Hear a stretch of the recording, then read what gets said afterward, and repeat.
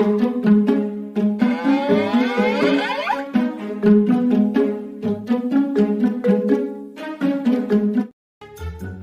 চালাক একটা ছোট্ট পাখি। সকালে ঘুম থেকে উঠে সে ভাবলো আজকে যে দুষ্টুমি করতেই হবে। টুনটুনি দেখলো বিশাল এক হাতি নদীর ধারে জল খাচ্ছে। সে উড়ে গিয়ে হাতির কানের কাছে গিয়ে বলল, হাতি মামা, তোমার পিঠে চুল উঠে গেছে। হাতি অবাক হয়ে বলল, কি, কোথায়?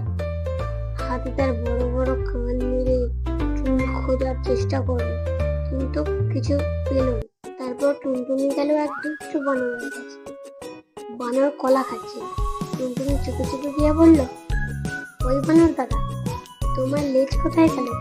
বানর কয় লাফিয়ে উঠে লেজ খুঁজতে গেল। তারপর টুনটুনি গেল এক গম্ভীর বাঘের কাছে।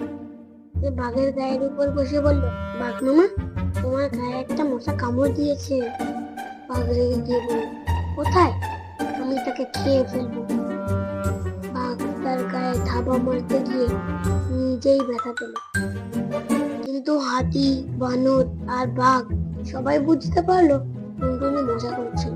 তারা সবাই একসঙ্গে বলল, টুনটুনি, আজ তোমার শাস্তি হবে। তারা মিলে টুনটুনিকে ধরে এক গাদা তুলোর মধ্যে ঢুকিয়ে দিল। টুনটুনি তুলোর মধ্যে আটকে গিয়ে হাসতে লাগলো। সে বলল, ওরে বাবা, আর দুষ্টুমি করবো না। সবাই হেসে উঠল আর গ্রামের ছোট্ট প্রাণীরা খুশিতে খেলতে লাগলো।